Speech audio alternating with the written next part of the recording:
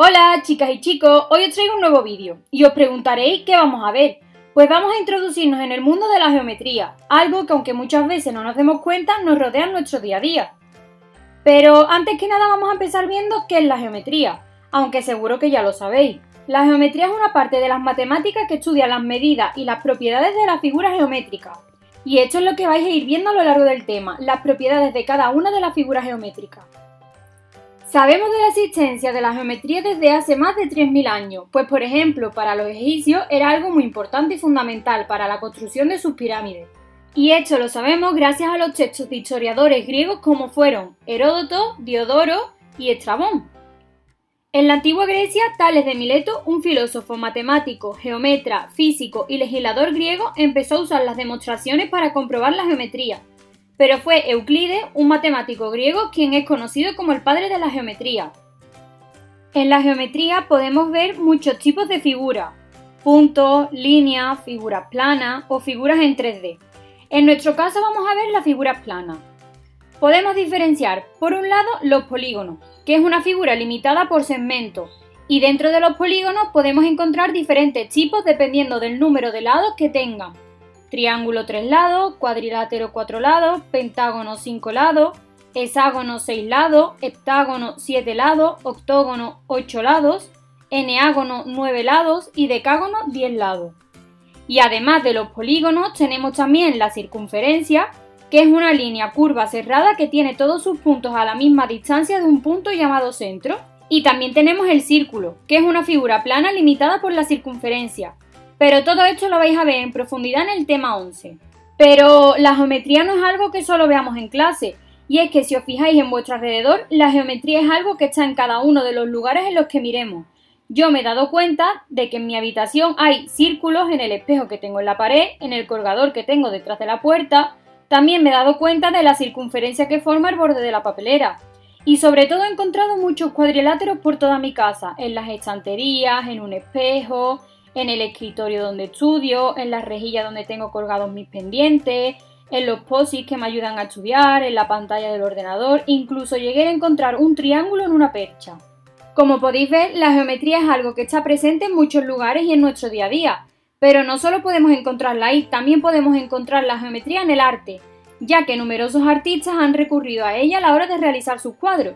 Por ejemplo, Paul Klee, un pintor sueco de finales del siglo XIX.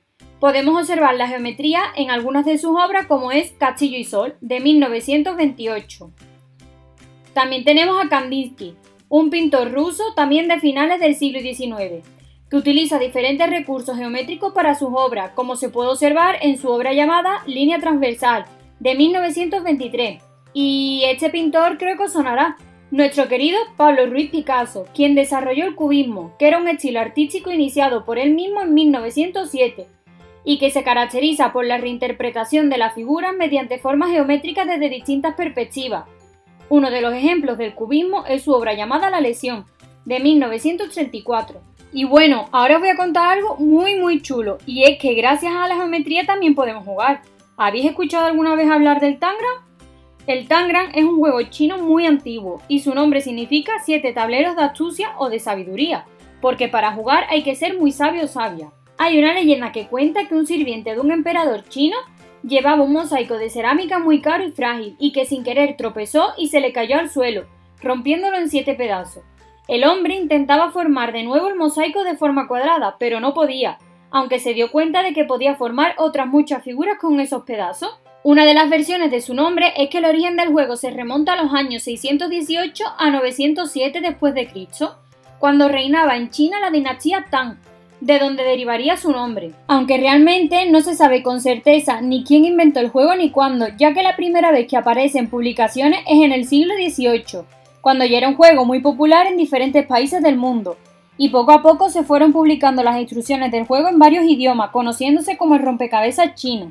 Es un juego para todo el mundo, para niños, adultos, personas mayores. Incluso Napoleón Bonaparte se convirtió en un verdadero especialista en el Tangram desde que fue exiliado. Pero aún no os he contado en qué consiste, ¿no? Lo fundamental de este juego es que está formado por 7 figuras geométricas de madera, y son piezas esenciales de este juego. Cada una de estas piezas se llama Tang, que al unirse da la posibilidad de crear miles de figuras diferentes. Entre estas piezas tenemos 5 triángulos, un cuadrado y un romboide. Las reglas de este juego son muy sencillas. Hay que usar siempre las 7 fichas geométricas, ni una más ni una menos, y no se puede colocar una ficha encima de otra. Muchas veces podemos pensar que las figuras son imposibles, pero una vez que juegas es muy difícil parar de jugar, ya que es un juego súper divertido y entretenido. Así que hoy nos vamos a divertir creando nuestro propio Tangram y jugando con él. Para realizar nuestro Tangram vamos a necesitar principalmente los siguientes materiales: un folio, un lápiz o un portamina, una goma, unas tijeras y una regla. En primer lugar vamos a coger el folio, el lápiz o portaminas y las reglas y vamos a ir marcando en el lado más grande del folio de 5 centímetros en 5 centímetros, es decir, en 5, en 10, así hasta llegar a 20. Hacemos el mismo paso en el otro lado y cuando lo tenemos lo unimos. En total tenemos que tener 4 rayas. Una vez que ya tenemos los lados grandes, nos vamos a los lados más pequeños del folio y marcamos de nuevo de 5 en 5 hasta llegar a 20. Cuando lo tenemos, lo unimos de nuevo. Recortamos los trozos que nos sobran y nos quedará un cuadrado con 16 cuadrados pequeños en su interior, que nos van a servir como guías para realizar el siguiente paso. Como podéis observar, he enumerado la cuadrícula que hemos obtenido, para que así sea más fácil. En este paso lo que vamos a hacer es trazar unas líneas. La primera que vamos a trazar es una diagonal desde el cuadrado 1 al 16 y hacemos otra desde el cuadrado 7 al 13. De esta forma obtenemos los dos triángulos grandes de nuestro juego. Ahora trazamos una diagonal desde el cuadrado 3 al 8 y así obtenemos el triángulo mediano. A continuación trazamos una línea por los lados del cuadrado 7 y 11 y conseguimos uno de los triángulos pequeños y el romboide.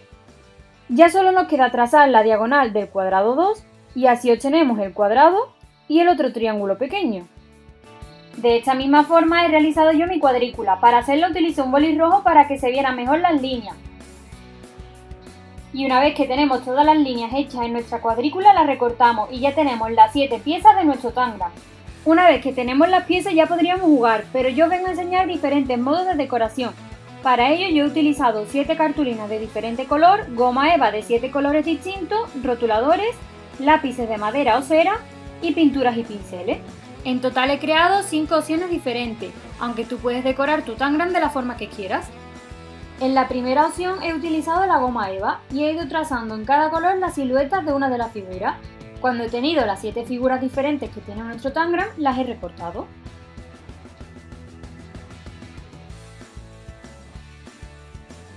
En esta segunda opción, además de las cartulinas y las tijeras, yo he utilizado un pegamento, porque como mis cartulinas eran muy finas, para que fueran más gruesas las piezas de mi Tangram, he pegado cada una de las piezas en un color distinto de la cartulina y luego las he recortado.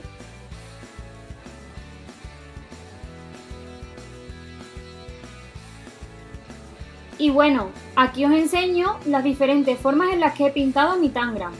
Uno con lápices de colores, otro con pinturas acrílicas y otro en el que cada figura le he hecho un borde con rotulador. Y una vez que tenemos las piezas de nuestro Tangram hechas y decoradas, es hora de jugar. Como antes os he contado, hay miles de formas que hacer con las piezas de tu Tangram. Yo os he creado un documento en el que vienen 48 formas diferentes y 3 niveles. Este documento lo podéis encontrar tanto en la descripción del vídeo como en el blog. El primer nivel es el más fácil, ya que solo hay que colocar las piezas sobre la plantilla, teniendo así que adivinar el lugar que ocupa cada pieza colocando cada una en su lugar correspondiente encima de la figura inicial hasta completarla. En el nivel 2 tenemos la silueta de las piezas geométricas que componen nuestra figura, de forma que tenemos que completar la figura teniendo la imagen como referencia. Y el nivel 3 es el más complicado, ya que solo nos muestra la silueta de la figura y hay que ir probando todas las piezas hasta completar la figura. Bueno, y si os atrevéis podéis llegar a crear figuras sin referencia ninguna. Seguro que si dejáis fluir la imaginación y aprovecháis toda la creatividad que tenéis, hacéis figuras increíbles. Y ahora os voy a dejar unos vídeos de cómo he realizado las figuras de una casa, un gato y un cisne. Las primeras figuras eran muy sencillas, ya que solo tenía que ir comprobando qué pieza era la que iba en cada lugar mediante las siluetas de las figuras geométricas que tenían las imágenes de referencia. Y me resultaron muy fácil. Pero el cisne me llevó más de 10 minutos conseguirlo hacer. Era mucho más difícil de lo que yo creía. Y ya sabéis, cuando tengáis vuestro Tangram podéis jugar con toda la familia y si conseguís hacer figuras del nivel 3 podéis mandarnos fotos, seguro que conseguís hacer muchas. Espero que os divirtáis jugando y un abrazo muy grande.